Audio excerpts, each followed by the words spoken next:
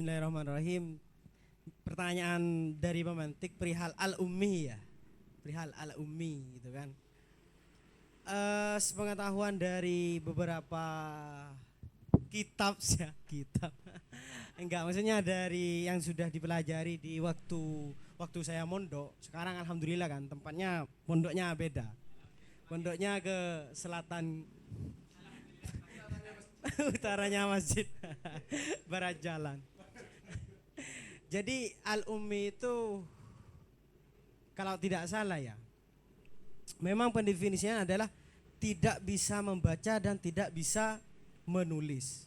Nah, yang menjadi landasan dari Abraham Geger mungkin besar kemungkinan adalah dia percaya bahwa lo nggak mungkin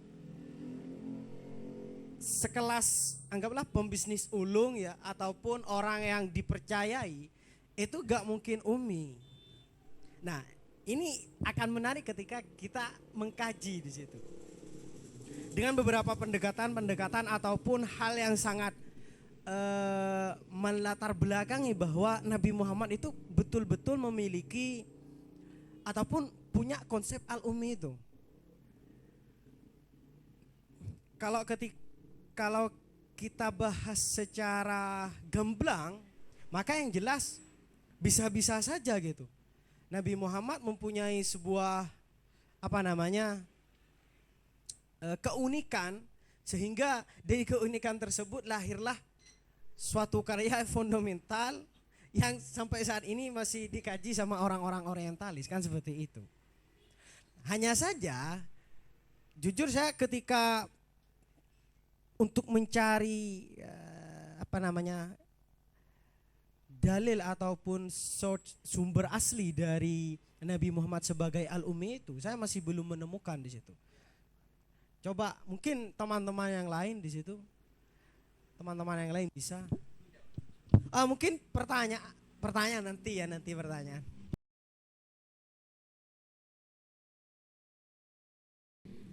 Oke,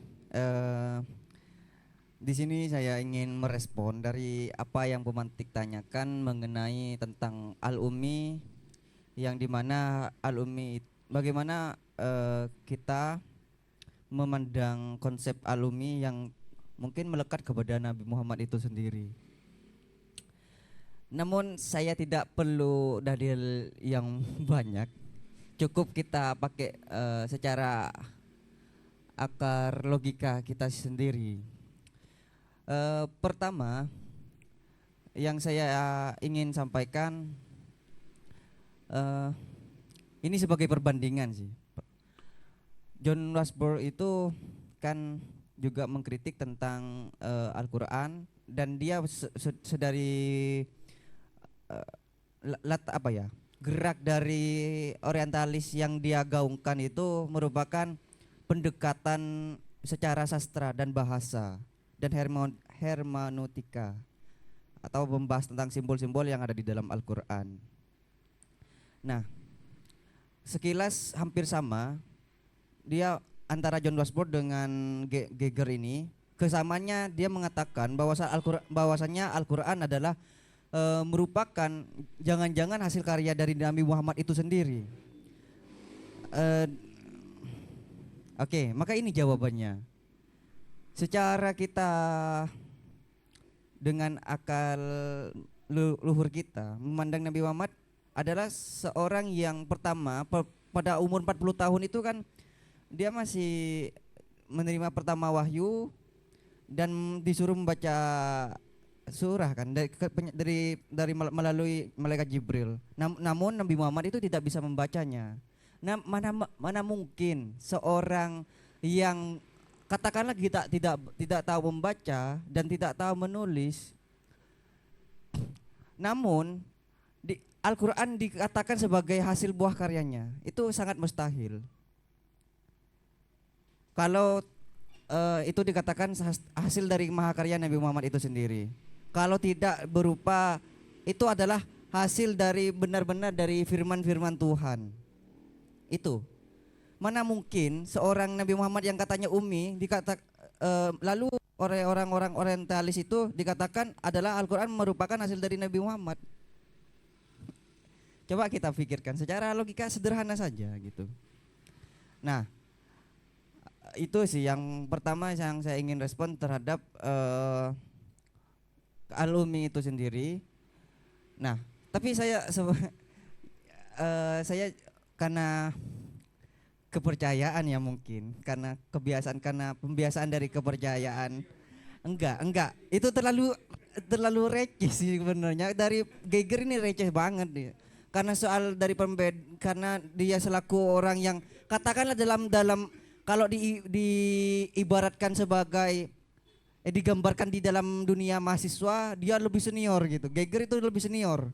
Agama yang lebih menerima pertama kali. Kalau dilihat dari periodenya gitu.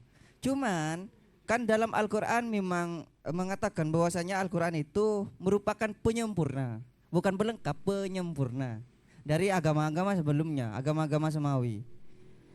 Dan yang saya bikin gak apa ya, timbul tanda tanya bahwasanya di dalam teks-teks Yahudi itu memang ada beberapa fenomena-fenomena yang hampir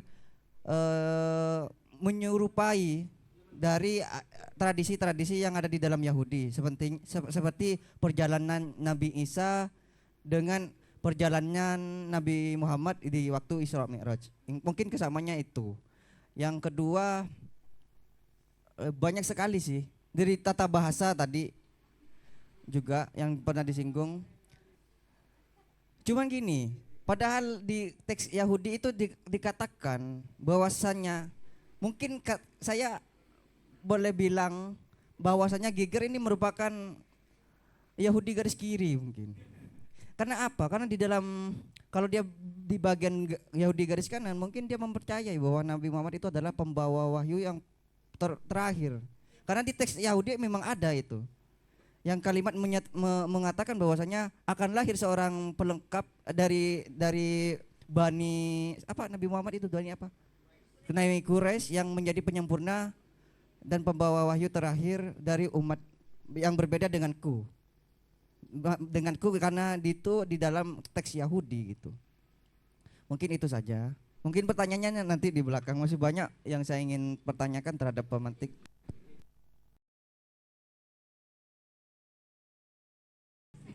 Merespon dari pertanyaan pemantik ya. Ini enak pemantiknya ini nanya-nanya sampai kita lupa mau nanya apa nanti.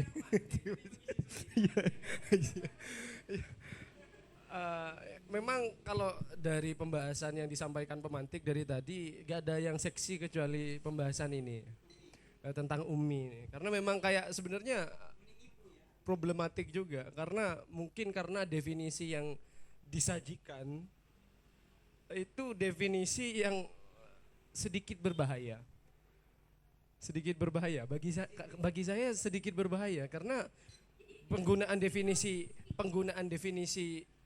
yang berbeda-beda ini biasanya akan memiliki kecenderungan terhadap sensibilitas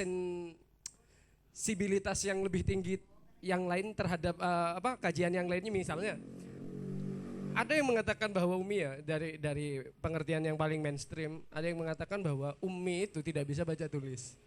Itu terjemahan Kemenak ya Kak ya. Ya, itu yang paling flat lah, paling datar, paling aman juga. Saya melihat itu adalah definisi paling aman.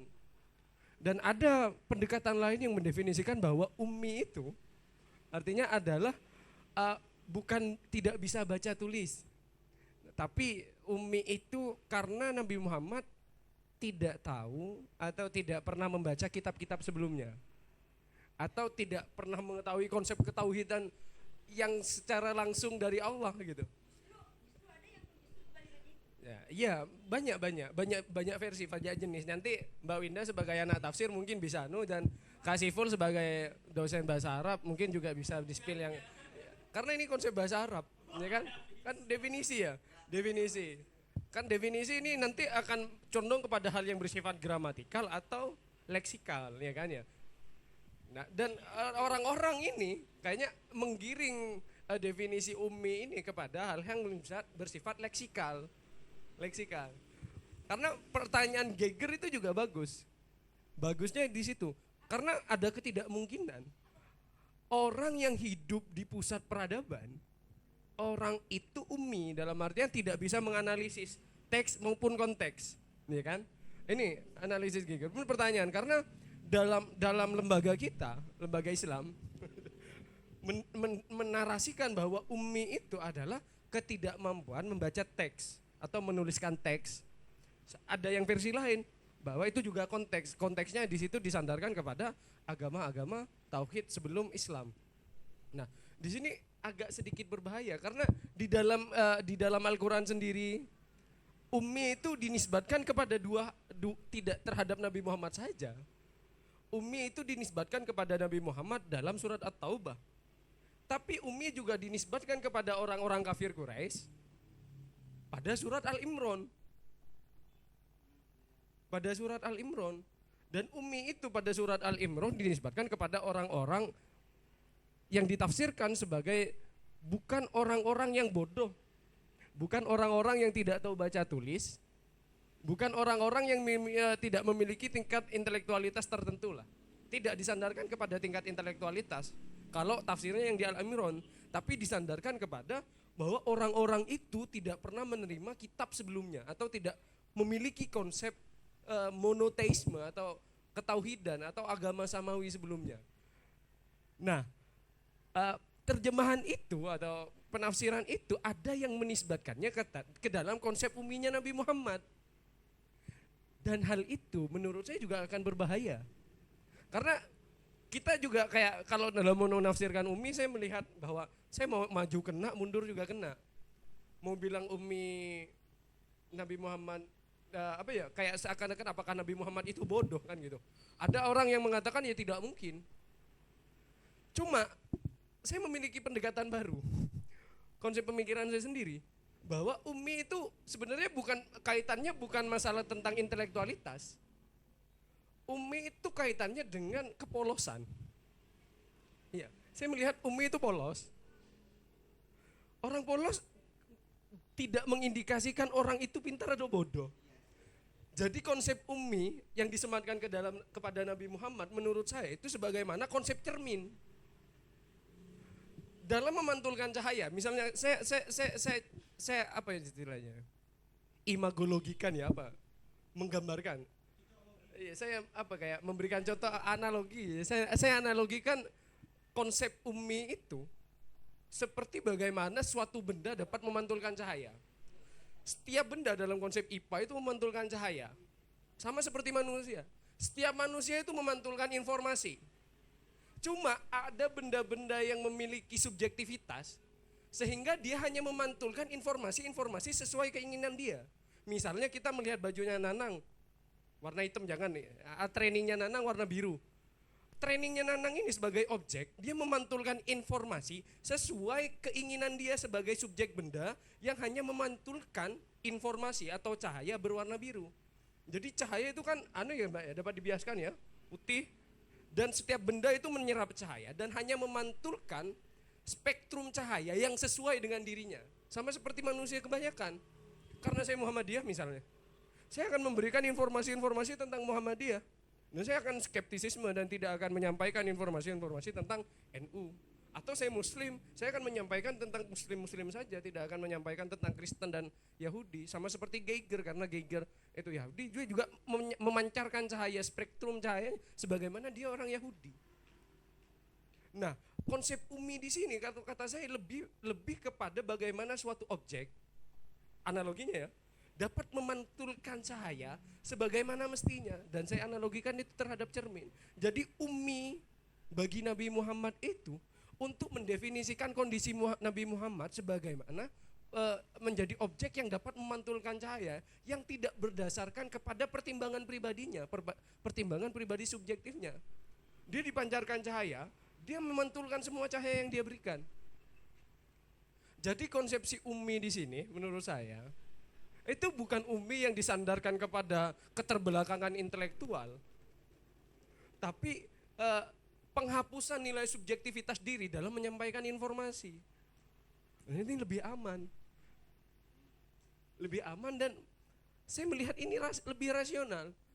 Karena yang di dalam surat At-Taubah yang di akhir-akhir itu kan ya kayak gimana dah? Saya lupa bunyinya suratnya. Bukan. Saya lupa bunyi suratnya. Pokoknya itu ada di surat At-Taubah ayat terakhir. Bahwa Nabi Muhammad itu dikatakan ummi memang. Allah sendiri yang menyebutkan bahwa Nabi Muhammad ummi. Tapi kalimat ummi itu tidak hanya disematkan kepada Nabi Muhammad. Bahkan orang kafir Quraisy juga Allah sebut sebagai ummi. Nah, ini menjadi persimpangan makna. Nah, kritik dari Geiger ini, dia mau nari ummi yang di teks yang mana? Karena dia mau mengkritisi ummi secara gramatikal atau leksikal. Kalau secara gramatikal tidak perlu dia menyebutkan kalimat ummi yang mana.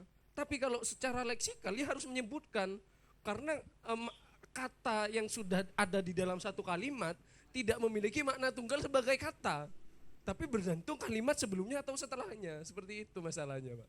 Apakah Abraham Geiger itu menyebutkan? Kalau tidak, kita analisis melalui pendekatan gramatikal saja.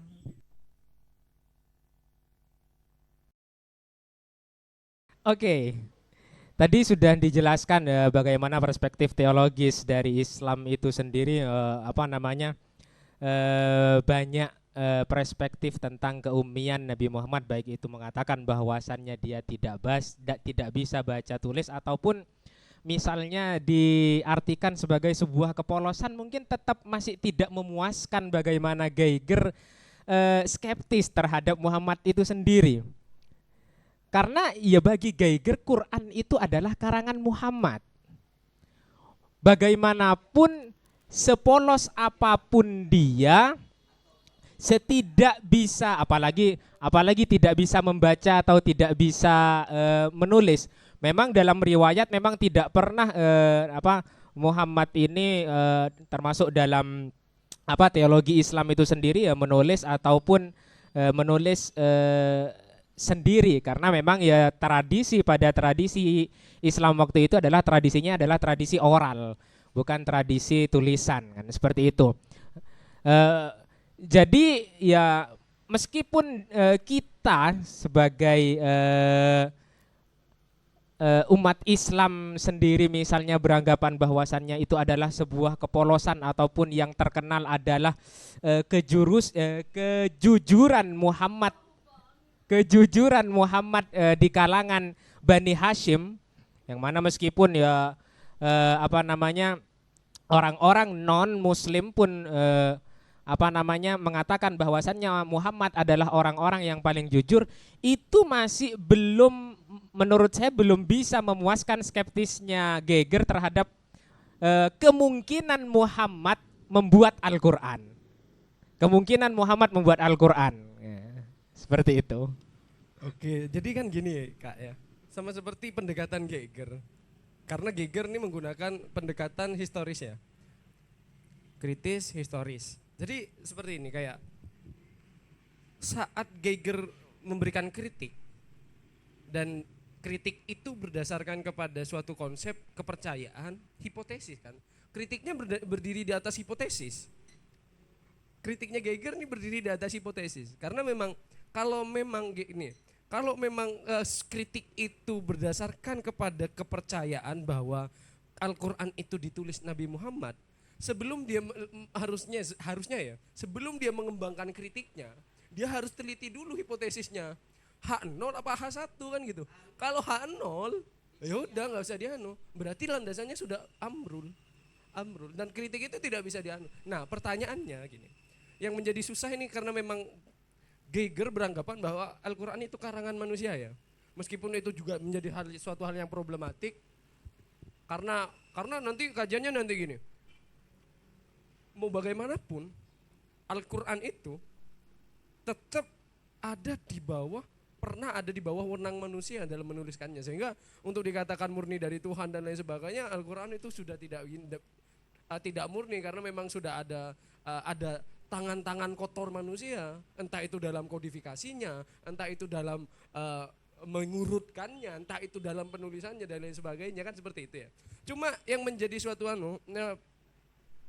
pertanyaan mendasar tentang hipotesis awal dari Geiger di sini. Apakah Geiger memiliki bukti secara historis ya, bahwa Nabi Muhammad itu menuliskan? Misal, kalau Geiger percaya bahwa Al-Quran ini adalah karangan Nabi Muhammad itu kan tidak joki kan ya. Saya punya konsep ini, coba ketikin. Nggak tahu Mbak Winda mungkin. Ya. Harus ada itu. Harus ada bukti-bukti yang menyatakan bahwa Nabi Muhammad itu memang melakukan apa? Adalah pengarang dari Al-Quran itu sendiri. Apakah ada? Apakah Geiger punya? Misalnya dia karena dia historis, biasanya dibuktikan dengan manuskrip kuno. Apakah ada manuskrip kuno yang menyebutkan ini tulisan Nabi Muhammad? Itu tulisan Muhammad dan lain sebagainya. Kalau di dalam hadis, konteks hadis kemarin, itu memang sudah tidak ada. Jangankan Nabi Muhammad, dari sahabat aja. Karena fabrikasinya itu ada di tabi'in. Jadi hipotesisnya Geiger di sini untuk menyatakan bahwa Al-Quran itu buatan Muhammad, apakah memiliki bukti konkret melalui pendekatannya secara historis? Kalau tidak ada, ya kita sama-sama seperti berdiskusi lepas aja dengan Geiger. Iya, gak apa-apa. Sama-sama mengasah kalau itu. Jadi itu, karena sebenarnya kritik Geiger ini bermasalah dari hipotesisnya. Ibaratkan dia baru buat proposal, itu sudah ditolak. Jadi kalau kayak saya bimbingan terhadap dosen pembimbing saya, ini mana datanya? Ya kalau sampean nggak mau ngasih data awal untuk menganalisis ini, maka ubah penelitiannya jadi kuantitatif. Kan gitu kan ya. Karena kuantitatif menghasilkan data, penelitian yang membutuhkan data untuk menjadikan data. Kalau kualitatif harus ada data dulu baru dianalisis. Oke, ini memang cukup menarik sekali ya. Ketika kita seorang yang penganut agama tertentu akan tetapi disuguhkan dengan beberapa kritik terhadap agama kita sendiri. Di sini memang ya agak kesusahan bagaimana kita untuk tetap objektif gitu. Yang pertama tadi kembali lagi ke bagaimana Quran itu sebagai karangan Muhammad katanya. Kalau kita berbicara Quran sendiri dalam ulama-ulama atau sarjana keislaman itu sendiri kan juga banyak khilafiyahnya. Bagaimana Quran itu katanya ada lafdzon wa ma'nan, apakah lafdzon wa ma'nan itu adalah dari langit? Apakah hanya maknanya saja, lafdzonnya itu adalah ada masukan-masukan dari sahabat-sahabat misalnya. Kan juga itu ada hilafi, ada yang beranggapan bahwasannya lafdzon wa ma'nan, makna dan lafadznya itu adalah dari Allah. Akan tetapi ada juga yang beranggapan bahwasannya maknanya saja yang dari Allah, akan tetapi lafadznya ada campuran tangan dari para sahabat-sahabat itu sendiri. Kalau kita bertanya apakah iya, kan tidak ada bukti otentik bahwasannya Muhammad itu adalah pengarang Quran. Ya jelas tidak akan ada. Dalam agama apapun itu kan memang penulisnya itu adalah murid-murid. Kalau dalam Kristen adalah murid-murid Yesus misalnya, atau murid-murid Isa lah kayak gitu. Begitu juga dalam Al-Quran, misalnya yang menulis di pelepah-pelepah kurma pada waktu itu adalah kan juga sahabat-sahabatnya. Jadi tidak akan ada bukti autentik yang mengatakan yang menganggapan bahwasannya Muhammad menulis atau mengarang Al-Quran itu sendiri. Akan tetapi secara konsepsi dan kisah-kisah itu yang diutarakan secara oral oleh Muhammad kepada sahabat-sahabatnya itulah yang dikatakan Geiger sebagai mitasi dari Yahudi. Kalau masalahnya kan memang ya dalam keilmuan barat memang tradisi oral ya tidak terlalu dilirik. Karena yang tradisi oral ini adalah yang punya ya memang keislaman. Jadi kalau barat itu kalau tidak ada bukti yang apa namanya secara teks atau secara penemuan yang kan enggak. Beda dengan tradisi Islam yang mengutamakan misalnya ada isnad atau sanad yang itu memang ya cukup juga menghentakkan apa ilmuwan barat tentang isnad atau sanad dalam hadis itu sendiri misalnya. Ya kalau kita mencari atau geger disuruh untuk mencari apakah ada bukti autentiknya ya jelas tidak akan pernah ada kan kayak gitu. Akan tetapi secara konsepsi dari agama, dari kisah-kisah di Quran, secara apa namanya lafat-lafat tadi itu sudah cukup memberikan bukti bahwasannya Quran loh ini banyak mitasi-mitasi atau adopsi-adopsi dari Yahudi meskipun tidak ditulis langsung oleh Muhammad misalnya seperti itu. Terus tadi Berarti kata Umi lebih aman memang buta tulis. ya itu terserah bagi sarjanawan, terserah bagi tokoh-tokoh agamawan kita mungkin. Akan tetapi itu menurut saya belum bisa mematahkan apa namanya pemikiran-pemikiran liar dari Geger yang mengatakan bahwasannya tidak mungkin seorang saudagar yang ulung tinggal di pusat peradaban Mekah, lalu lalangnya umat yang segitu banyak, seorang pemimpin yang tidak mengetahui konsepsi-konsepsi ketuhanan atau kisah-kisah ketuhanan yang dari sebelumnya ya gitu. Yang kemudian dianggap diadopsi oleh Muhammad itu sendiri dan dituliskan dalam tanda kutip ke dalam Quran itu sendiri.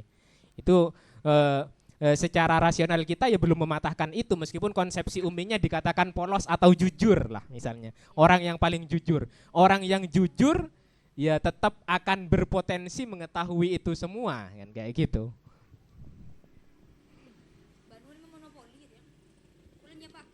Yang pegang mic yang bicara kan ya Kak ya. Jadi gini, untuk Geiger, saya setuju bahwa tidak mungkin, ya tidak mungkin, karena memang konsep Umi itu sebenarnya kan, menurut saya memang kurang masih penjelasannya ya, memang kurang. Tapi ada ketidakmungkinan lain. Geiger harus tahu bahwa Muhammad itu seorang pedagang, bukan seorang ahli teologi.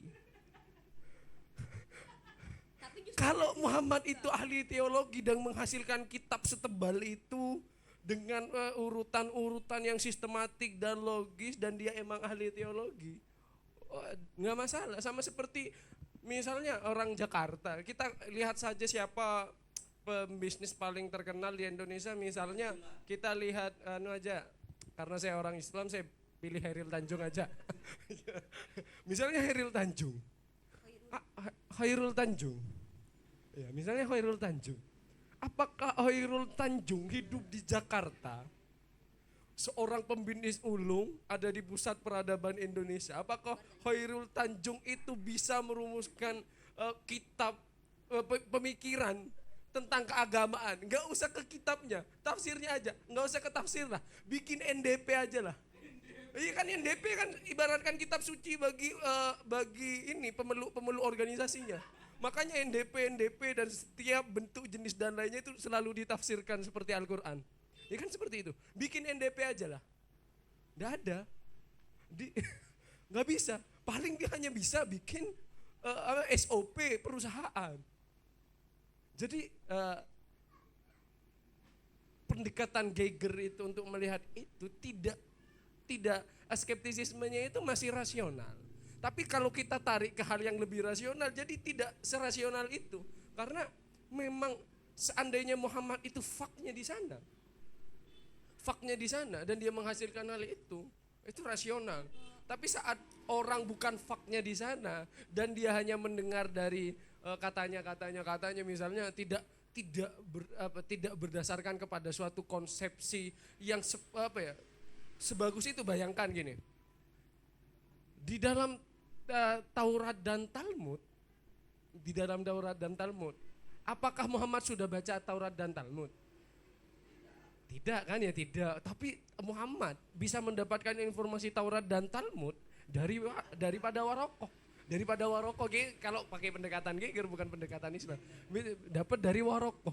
Pertanyaannya, apakah hal-hal yang bersifat asli dari katanya ke katanya tanpa merujuk kepada teks aslinya itu dapat menghasilkan suatu hal yang konkret seperti Al-Quran? Kan kalau kita melihat dalam Al-Quran, kita melihat konsepsi-konsepsi, cerita-cerita itu semuanya konkret. Dan seberapa banyak waktu yang dihabiskan Muhammad untuk melakukan diskusi dengan Warokoh. Dan kenapa di antara orang-orang Yahudi yang masuk agama Islam hanya orang-orang yang pintar. Hanya orang-orang yang pintar. Jadi pertanyaannya, orang Yahudi yang masuk ke dalam agama Islam pada saat itu, yang masuk ke dalam Islam pada saat itu karena kepintarannya atau kebodohannya gitu ya. Kalau faktor politis, nanti kita bisa diskusikan di balik meja sebagaimana mestinya.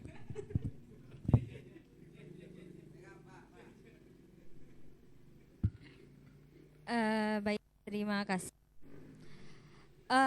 Terkait, saya ingin mengomentari tentang ketika Geger mengatakan bahwa Nabi Muhammad itu atau Muhammad yang disebut Geger, yang panggilan Geger ya, bahwa dia mengimitasi beberapa kosakata dalam pembendaharaan kitab-kitab Yahudi gitu kan. Misalnya di sini yang saya baca ada Jannatu Aden, Abraham, salah, Jannatu Aden, Jahannam dan sebagainya. Oh iya, kayaknya ceke.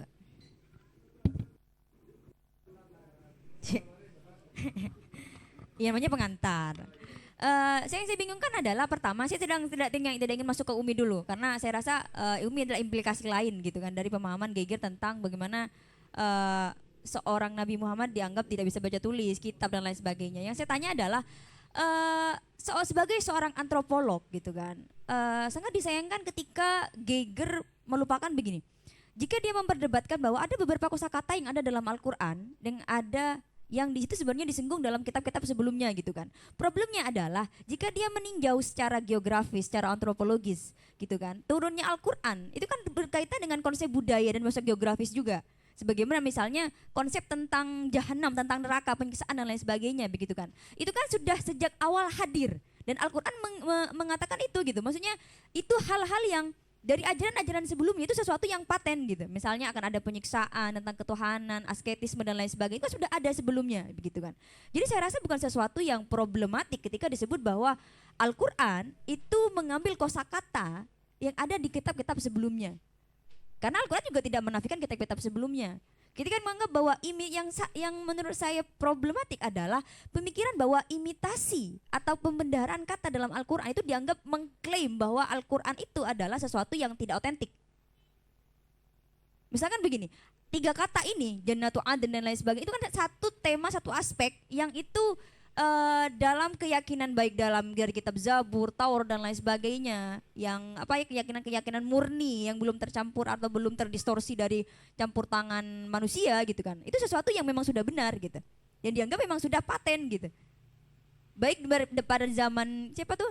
Umatnya Nabi siapa? Nabi Daud, Nabi Isa, Nabi Musa, itu sudah memang benar-benar dipercayai gitu. Jadi saya rasa adalah problemnya ketika menganggap bahwa klaim dari 3 kata itu menodai semua keotentikan Al-Quran gitu. Dan menganggap bahwa hierarki kitab Al-Quran itu di bawah kitab-kitab yang lain gitu. Ini yang saya rasa sebagai seorang antropolog dia harus sadar itu secara historis, memang secara geografis, secara antropologis itu sesuatu yang saya rasa itu bukan problematik dalam Al-Quran gitu. Yang kedua terkait Umi. Dari situ, jadi misalnya ketika kita melihat bahwa bagaimana konteks budaya, konteks sosial, konteks historis, geografis, karena saya melihat yang dia kata Geger, Nabi Muhammad itu dapat kosakata itu dari ketika dia berdagang katanya ke Syria, dia mendapatkan pengetahuan tentang itu, misalnya ketika dia bertemu Warokoh dan lain sebagainya, dia mendapatkan keyakinan tentang itu gitu. Jadi saya rasa Umi yang disinggung Al-Quran itu hal-hal yang tekstualis. Maksudnya begini, mungkin sudah maksudnya sudah mainstream gitu disebut bahwa Al-Qur'an itu sebagai sesuatu yang mukjizat yang tidak bisa dilakukan umat yang lain gitu, bukan umat yang lain, manusia gitu kan.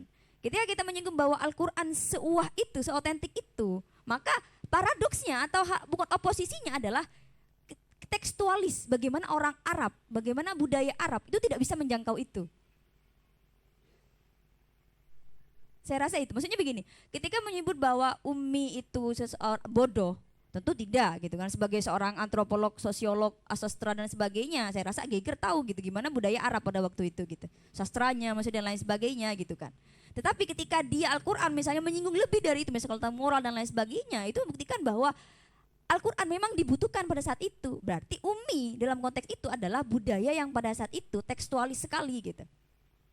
Bukan teks, maksudnya tekstualis dalam artian bukan maksudnya ini saya rasa ini problematik ya. Karena ada teman saya di samping saya gitu kan, yang lirikannya sudah beda gitu. Itu sih, ya itu saja sih. Ya kurangnya nanti saya pikir lagi.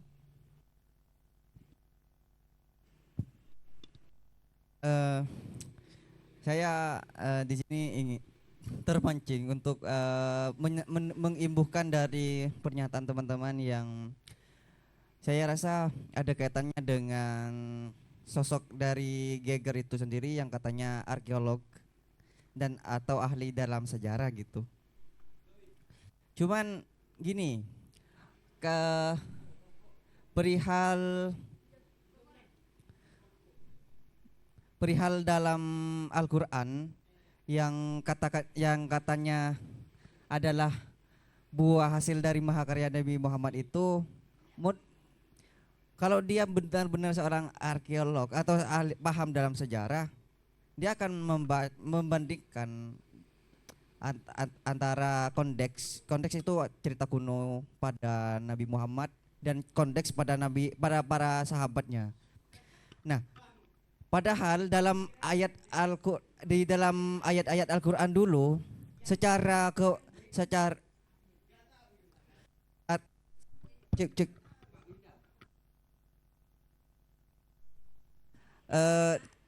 secara di konteks atau cerita kuno pada Nabi Muhammad itu bahwasannya Al-Qur'an itu tidak memiliki aturan kepenulisan yang benar, karena tidak memiliki titik, koma dan yang benar.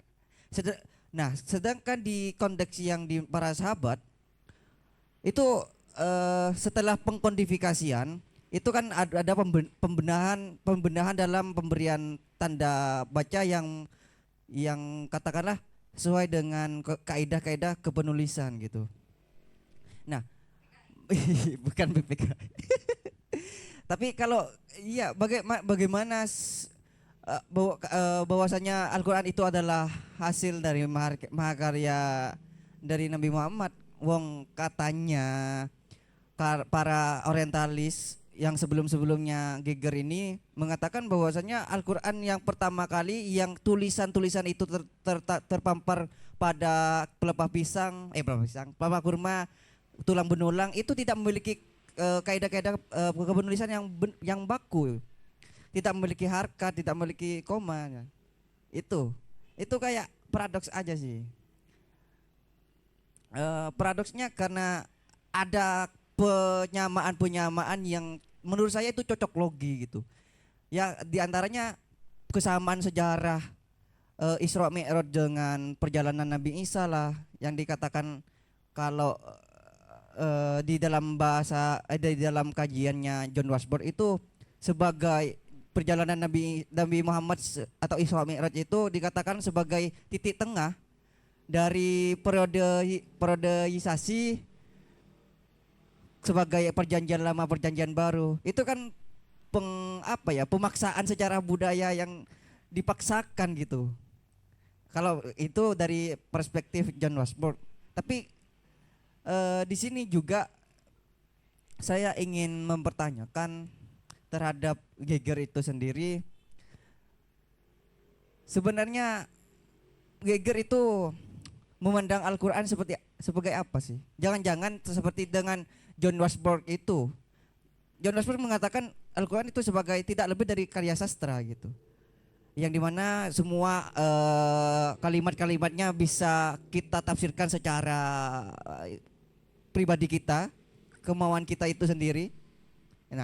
Nah, itu yang saya ingin tanyakan. Jangan-jangan Geger itu memandang Al-Quran dengan landscape yang berbeda juga.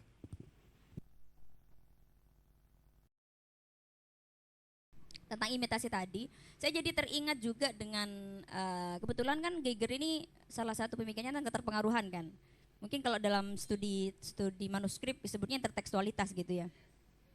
Ya, saya melihat bahwa itu juga mungkin gini, intertekstualitas yang ada saat ini itu juga secara tidak langsung itu merupakan pemikiran Geiger. Dalam artian begini, dalam intertekstualitas itu kan teks itu tidak dalam artian jika saya mengutip sebuah karya misalnya, atau saya menyinggung sebuah fenomena, saya menyinggung tentang sebuah kata, bukan berarti bahwa kehadiran karya saya itu berada di bawah karya itu, atau sebagai sesuatu yang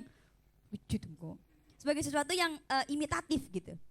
Misalkan begini, misalkan Banu bikin kitab gitu kan, apa gitu, dia menyinggung A gitu kan, dan saya menyinggung juga A, bukan berarti saya mengimitasi dia. Pun jika saya ada keterpengaruhan, bukan berarti karya saya berada di bawah karyanya dia gitu kan. Interteks bukan berarti memposisikan sebuah karya itu hierarkis, bisa jadi setara gitu kan. Nah, yang pertama itu, yang kedua adalah kata-kata Geiger itu melihat begini, dalam indeks ya. Misalnya dalam indeks dia melihat bahwa di kitab ini ada indeks kata ini, misalnya di buku lain ada indeks kata ini gitu kan. Itu kayak melihat bahwa kata itu disinggung gitu. Dia tidak melihat untuk apa kata itu disinggung.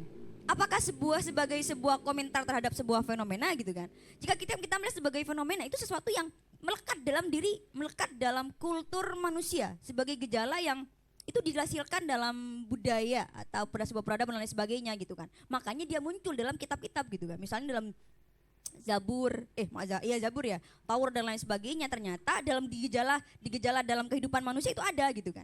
Dan tentu sebuah kitab hadir untuk itu gitu kan, untuk menjawab semua itu, untuk sebagai solusi terhadap semua itu misalnya. Apakah, ya misalnya kita sebut nikah misalnya ya, dari zaman Nabi Adam, masalah laki-laki dan perempuan dan hubungan antara keduanya itu sampai nanti di Hamin satu kiamat itu masih gitu misalnya. Makanya dalam problem-problemnya misalnya pada zaman siapa poligami banyak gitu kan, baru masih poligami masih banyak, setelah itu ada koreksi lagi bahwa setelah itu 4 gitu kan, ada koreksi lagi nggak mampu gitu misalnya, 1 aja gitu kalau punya misalnya gitu kan. Itu adalah problem-problem yang itu gejala menempel pada kehidupan manusia gitu. Itu juga misalnya ketika kita melihat bahwa bagaimana Al-Quran disebut dia menggunakan bahasa manusia gitu, karena untuk mengatasi problem itu. Ketika kita apakah itu benar dari Tuhan dan lain sebagainya, itu problem lain gitu kan. Itu hal lain. Ada banyak pemikiran tentang itu misalnya, itu hanya dipahami oleh dalam kalangan manusia. Ada proses pewahyuan yang berbeda, ada beberapa tahapan yang berbeda misalnya. Seperti itu. Jadi imitasi yang semacam itu saya rasa sudah gugur dan juga sudah dibantai oleh beberapa pemikiran-pemikiran orientalis yang lain. Saya orientalis gak sih? Belum ya? Diem.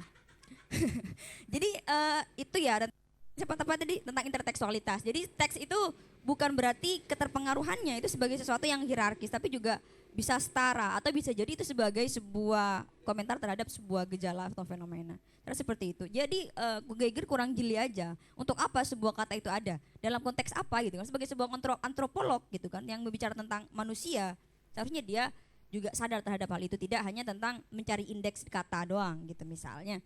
Itu sih dari saya. Silakan yang lain. Oke, saya mau menanggapi karena saya sebenarnya tidak setuju dengan pendapat Mbak Winda. Karena Mbak Winda berpendapat bahwa intertekstualitas itu merobohkan teori Geiger. Saya sangat tidak setuju itu. Justru intertekstualitas itu mengokohkan, iya kan? Ya, sampai setuju juga ya, Pak. Justru itu mengokohkan, karena ibaratkan Mbak Winda, kalau itu persoalan itu murni dari Tuhan atau yang lainnya, itu masalah lain. Nah, permasalahan yang dibahas Geiger itu masalah lainnya itu. Yang dibahas Geiger itu masalah lainnya. Justru gini, Geiger justru menggunakan intertekstualitas itu untuk mengokohkan asumsi-asumsinya. Jadi kayak Mungkin kajian intelektualitas yang sekarang mengkaji bahwa ini hanya kita tidak mau membentuk hierarki antar kitab gitu.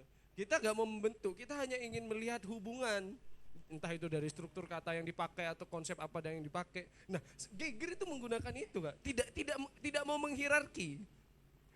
Dia makanya Geiger itu menuduh Muhammad itu bukan imitasi, adopsi. Bukan imitasi. Adopsi.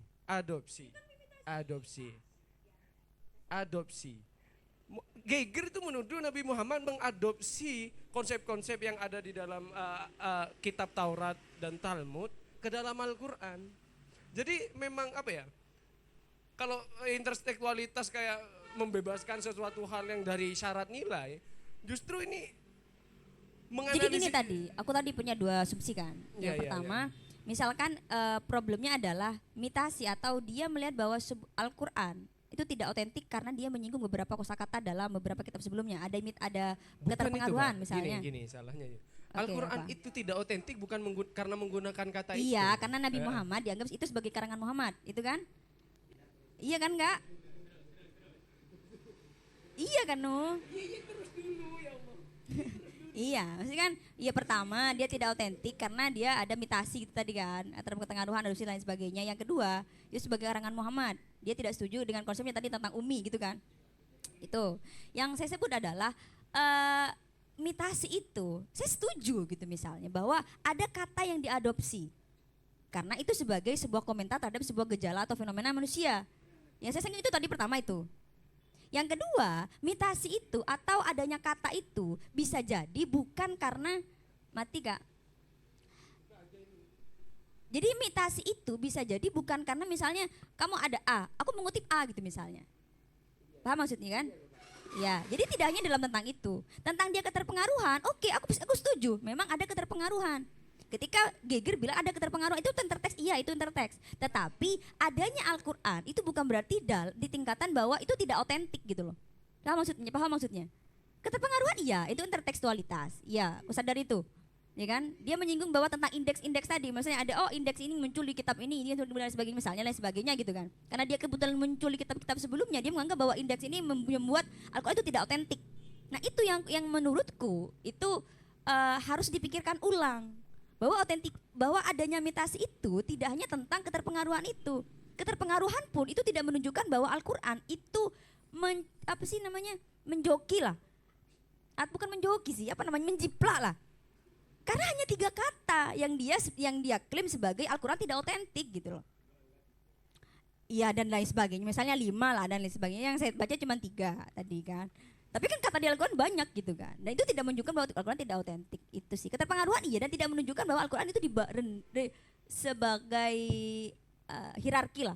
Hierarki terbawah dibandingkan kitab-kitab sebelumnya. Iya, Mbak. Memang Geiger itu tidak melihat hierarki dan tidak melihat apa. Iya, makanya yang aku khawatirkan makanya penjelasan itu tidak berguna kan gitu. Kok bisa tidak berguna? Karena tidak disinggung. Aku tidak menyinggung Kan tentang gitu ya. aku mengomentari banyak. Bisa menggunakan beberapa asumsi tadi kan tentang Iya, keterpengaruhan enggak. iya, mitasi iya. Kita tidak menolak bahwa Al-Quran memang mengandung beberapa kosakata yang itu tidak ditolak. Yang diserang Geiger itu bukan karena ada imitasi itu Al-Quran itu tidak dikatakan sebagai sesuatu yang otentik atau dan sebagainya. Yang diserang oleh Geiger itu Al-Quran Al-Quran itu karangan Nabi Muhammad.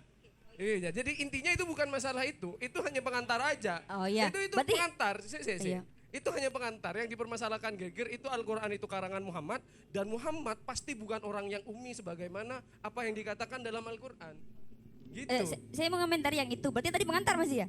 Oh ya, saya mengomentari tentang. Sampean itu mengomentari pengantar Oh Geiger iya, aja. ya maaf gitu. ya. Jadi kan dan sebentar dulu. miskonsepsinya di situ intertekstualitas itu justru menguatkan metodenya Geiger. Oh enggak, maksudnya intertekstual sebagai metode doang kan. Entah itu nanti kesimpulannya seperti apa, itu kan tergantung nanti. Tergantung di akhir seperti apa. Yang kedua, tentang bagaimana disebut bahwa Al-Quran itu sebagai karangan Muhammad. Yang saya rasa begini, sudah struktur bahasa, misalnya dalam bahasa, mungkin ini kemujizatan Al-Quran gitu-gitu kan, yang banyak muncul dalam kitab-kitab Islam. Misalnya bagaimana struktur bahasa Al-Quran itu berbeda dengan struktur bahasa yang digunakan orang Arab gitu kan. Ya, itu. Yang kedua adalah konsep Umi tadi ya. Apa lagi ya? Saya rasa itu doang. Enggak sih, saya rasa itu sih. Maksudnya sebagai seorang antropolog gitu kan, dia harusnya tahu gitu bahwa ada struktur bahasa yang berbeda. Misalnya begini, ada bahasa Madura yang tinggi banget misalnya, dan kita kaget kok ada bahasa itu. Makanya kita wah ini bagus ini misalnya, karena kita tidak pernah mengenal bahasa-bahasa kosakata itu, tapi masih bisa kita pahami gitu kan. Itu kan salah satu struktur bahasa yang sebenarnya itu tidak dipahami sebagai sesuatu yang istimewa gitu. Dia terlalu kalau ingin tidak maksa lah seperti saya sekarang gitu kan, gitu sih Kak. Jadi saya rasa dari struktur bahasa itu sudah dijelaskan bahwa itu berbeda dengan kosakata bahasa Arab yang ada ajami ya, iyalah itu ya Kak. Kakak kan orang bahasa Arab, jadi saya rasa itu mungkin dilupakan atau saya yang tidak membaca karyanya Geiger. Itu sih Kak, itu dong. Oke. Ya, luar biasa ya. Ternyata. Oke. Kita kembali lagi ke ke tadi dari awal bagaimana apakah mungkin katanya. Kita balik lagi tadi ke Khairul Tanjung katanya. Khairul Tanjung seorang pedagang, seorang bisnismen yang besar katanya, yang ulung, yang tinggal di Jakarta, gak mungkin kan katanya. Tidak mengetahui mungkin iya katanya. Tapi untuk menciptakan dalam tanda kutip sebuah agama itu kan sebuah kemustahilan katanya.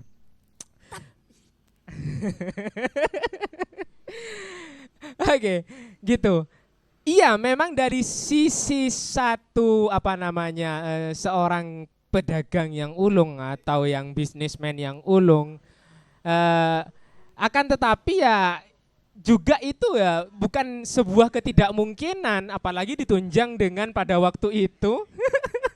Gini Kak, sebenarnya saya Justru rasa tidak mungkin Kak, justru gini ya. begini dulu. Seorang Sokrates aja itu nggak bisa menghasilkan agama. Iya.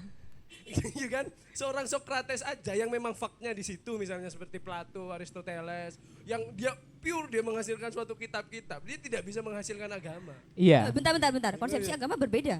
Misalnya gini. Enggak. Bentar. Udah gak usah pakai standar tertentu, gini aja. Mereka mungkin berhasil orang seperti yang memang mazhab pemikiran itu kan mazhab filsafat ya. Seperti siapa ya? Misalnya Mirza Ghulam Ahmad. Mirza Ghulam Ahmad. Itu jangan Mirza Ghulam. Apa ya? Seperti siapa ya? Ya Tokoh filsuf. Iya, kayak Abraham Geiger aja lah, yang dia cemerlang dari umur 17 tahun. Mendapatkan suatu gelar akademik yang ini, bahkan mengkaji ini, dia tidak bisa menghasilkan kitab misalnya gitu ya. Kitab yang langsung ada tantangan dari Kitabul Roibafia. Kan kitab yang langsung menantang kan, dalam artian untuk menghasilkan kitab yang seperti itu tidak bisa dilakukan oleh orang yang bukan faknya, yang sefak itu aja. Yang faknya misalnya profesor siapa, dia hanya bisa menghasilkan metode penelitian. Tak sampai kecuali agama. pakai pendekatan dari siapa yang nanang kemarin? John Rushbrook mengatakan bahwa Al-Quran itu Sastra. karya sastra. Pendekatan itu memungkinkan Nabi Muhammad itu menghasilkan karya sastra. Itu lebih rasional daripada Geiger tadi, bahwa karena dia seorang pembisnis maka dia bisa tapi kalau karena dia seorang pembisnis dan ada di pusat peradaban, dia pasti bisa menghasilkan karya sastra. Itu rasional. Iya. Ya. Jadi memang ya Geiger ini memang sama sekali tidak menganggap bahwasannya Muhammad mendirikan Islam. Akan tetapi ya bahwasannya Quran dibuat oleh Muhammad, gitu.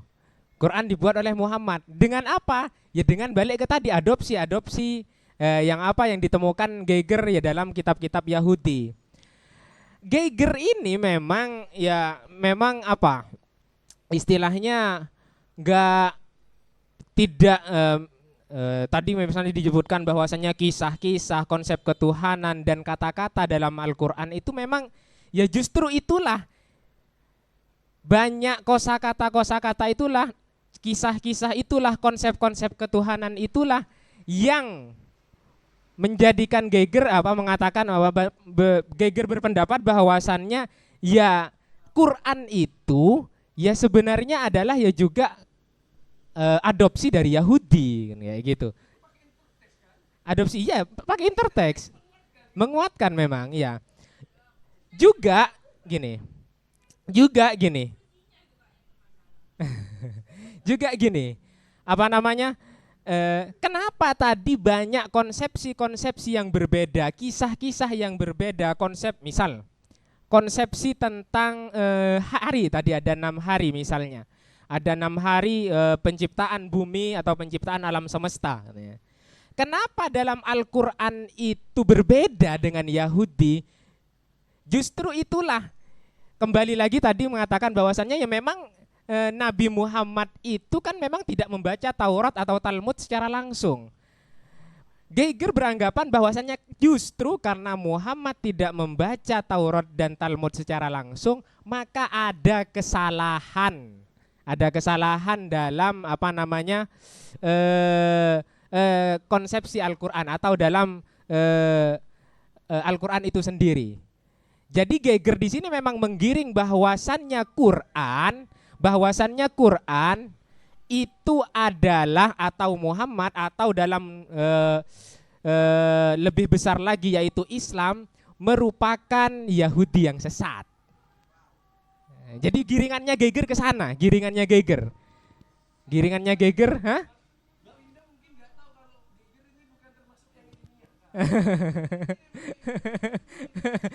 Jadi giringannya Geiger ke sana. Jadi Geiger memang tidak menafikan itu. Justru karena adanya ketidaksamaan atau yang mirip-mirip atau justru ada yang mengambil plek, ada konsepsi-konsepsi yang agak salah. Itulah justru yang digiring Geiger bahwasannya Islam adalah Yahudi yang sesat. Giringannya Geiger adalah ke arah sana. Seperti itu. Jadi Quran adalah sempalan Yahudi atau Yahudi yang sesat seperti itu. Untuk tadi ya memang ya untuk apakah Al-Quran adalah jiplaan ya jelas tidak. Geiger tidak berpendapat bahwasannya Al-Quran adalah jiplakan dari apalagi Talmud yang cuma beberapa kata saja berbeda dengan Al-Quran kan. Talmud cuma beberapa kata saja kemudian disarah oleh Taurat kemudian disarah oleh Talmud dan lain sebagainya seperti itu. Berbeda dengan konsepsi Al-Quran kan gitu. Jadi memang ya tidak mengatakan bahwasannya Al-Quran adalah jiplakan memang ya Abraham Geiger. Justru Geiger ya itu tadi kembali ke tadi justru kesalahan atau serempetan konsepsi Yahudi yang sedikit salah di dalam Al-Quran itu digiring Geiger untuk mengatakan bahwasannya Al-Quran atau Islam itu adalah Yahudi yang sesat seperti itu. Itu adalah giringan Geiger. Izin motong sebentar ya pemantik. Saya dari tadi membahas tentang kitab-kitab yang dikatakan sebagai imitasi dan lain-lain. Saya teringat pada sosok Robin gitu. Robin, tahu di dalam One Piece, ya Mama Robin. Cuman gini, katakanlah ini agak poneglyph lah. Kayak kitab itu saya sama halnya dengan poneglyph yang dimana di dalam poneglyph itu menjelaskan hal-hal yang berbeda. Untuk teman-teman yang nggak tahu, poneglyph itu semacam teks-teks kuno yang menjelaskan tentang sesuatu gitu, sejarah kuno. Bahkan ketika poneglyph itu disatukan akan membuat alur yang membuka jalan untuk menuju ke suatu pulau gitu. Kalau di One Piece. Tapi ini dalam landscape yang berbeda tentunya saya tidak mau mencocok logikan. Semua saya tetap yakin dengan karena Geiger adalah teologi, maka saya tetap jangan menggunakan yang sama. Di dalam teologi agama Islam mengatakan bahwasanya Al-Qur'an itu bukan merupakan imitasi, melainkan sebagai penyempurna dari teks-teks dari agama samawi yang sebelum-sebelumnya. Ya, mungkin itu saja sih. Gimana? Apanya Geiger gimana? Hah? Apanya yang belum kelar dari Geiger? Ya, jadi giringan Geiger sebenarnya ke arah sana. Jadi giringannya Geiger ke arah sana memang ya ketika kita